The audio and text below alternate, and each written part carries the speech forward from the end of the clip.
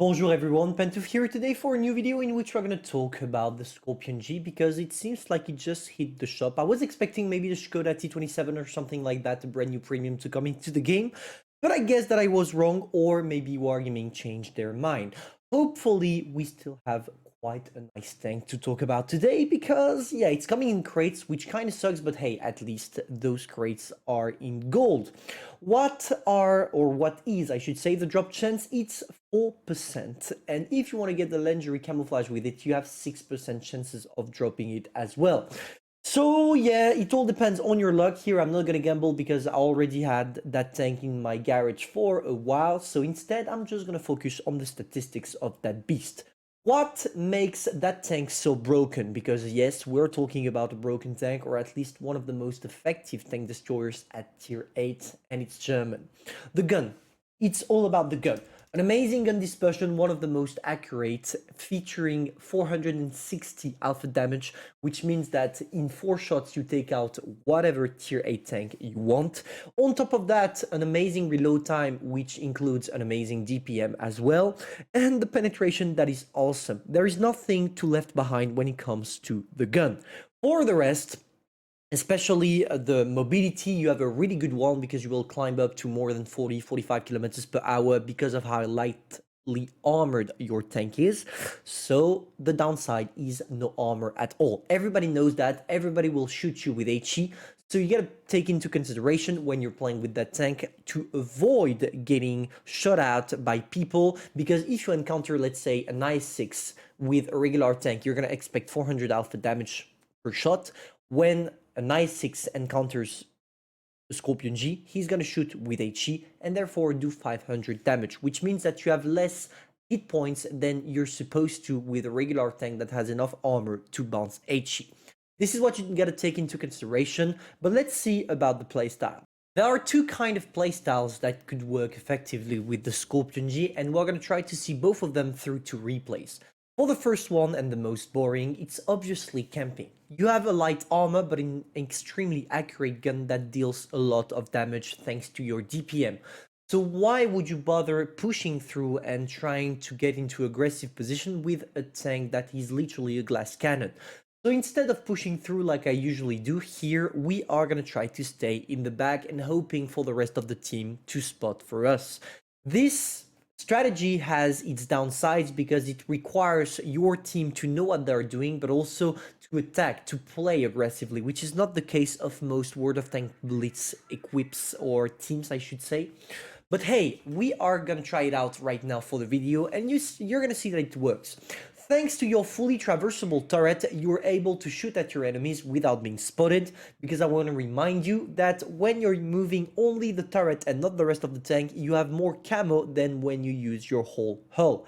And here, by having a fully traversable turret, we are able to see everybody, to support every single allies of our team without having to move. It's the easiest playstyle, and obviously the one you want to go for if you are a newbie or if you're not really feeling comfortable about pushing through with that tank. And most of the time, if your team is not playing badly, you are going to be rewarded for your support in the back. So for the moment, 1.3k damage dealt, our impressive reload time combined with our amazing alpha damage will allow us to destroy every single one of our opponents that doesn't really care about us. And this is something I see quite a lot in World of Tanks Blitz. So why are people...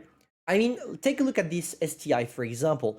He took 2 shots from me. If you analyze briefly who had been spotted, everyone was but me, which means that it should know that there is a Skorpion G camping behind, which is one of the deadliest tanks when it comes to DPM. But the guy still was feeling like, yeah, you know what, he's probably gonna bounce me at one time, so I'm gonna push just to put my damage. So in the end, he put maybe 400 damage and took 1k. Never do that. This is a really bad trade.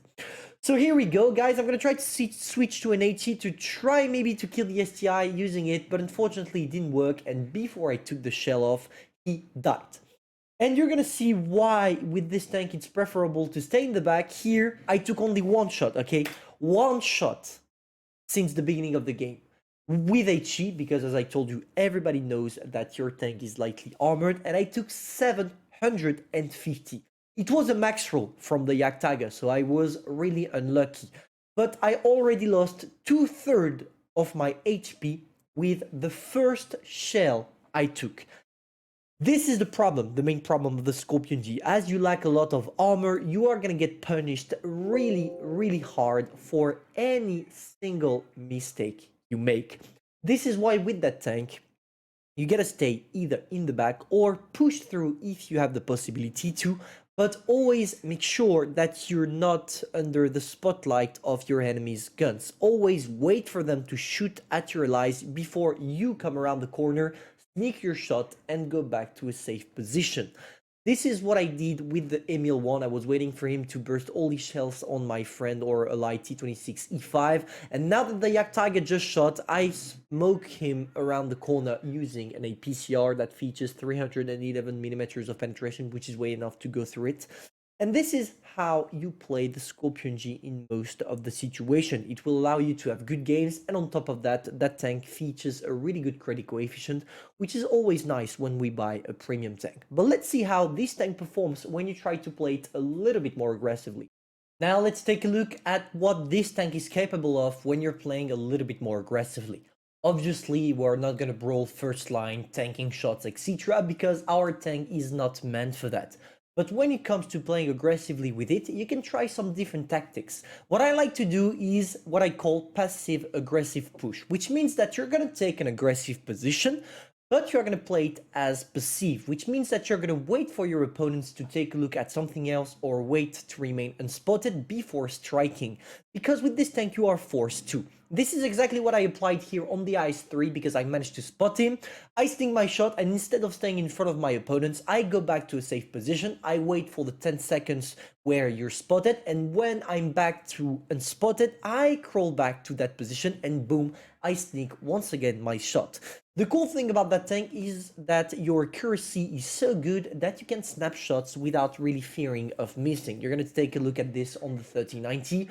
There we go, we sneak the shot and we pull back to the safe position. This is the only way to play the Skorpion G aggressively. If you try to tank shots, you will never be able to, except if you're really lucky and take it straight into your gun. But don't try it. Now also the flexibility this tank allows you to get is thanks to its turret. We already talked about it, but from that position here, I don't have to turn around my tank, etc, etc. I just shoot my shot and that's it. Luckily for us, they have an AFK, and that's where you're gonna see how strong our tank is. Because we're gonna kill that FV201 in 3 shots, or in overall 16 seconds. This is the power of the DPM on that tank. And this is what makes it lovely and broken in the hands of the guy that knows how to play it. Just imagine, 3 shots. It took us 3 shots to take out that guy, or 16 seconds, maybe a little bit more because it's 20, let's say 20 seconds. So we're taking it large. But it really shows you the destructive power of that tank and why you should acquire it. Of course, even if it's a really great tank and it seems juicy based on the replays, it's not a tank that is meant for everybody. If you are a new player, you will not do well with that tank. You need to know what you're doing to know how to play it.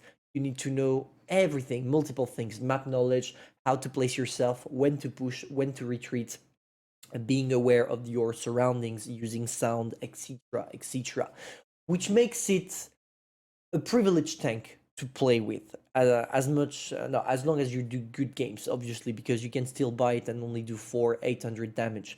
I see a lot of Skorpion G players that don't have a clue what they're doing. They poke out straight around the corner, they sneak their shot, and they die all of a sudden. If you want to avoid that and do more than 4k damage with it, you gotta be skillful, and therefore try maybe your luck on the Grill 15 line before trying to find the Skorpion G and to play it, because the gameplay is quite similar when it comes to the RHM, for example.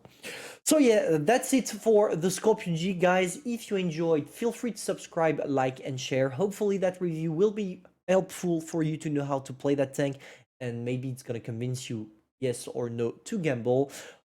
All the time I'm going to tell you it's not worth gambling for. No tank is worth gambling for, but we all know how wargaming works. When they put something in crates, most of the time it's broken, and the Skorpion G is no exception. See ya.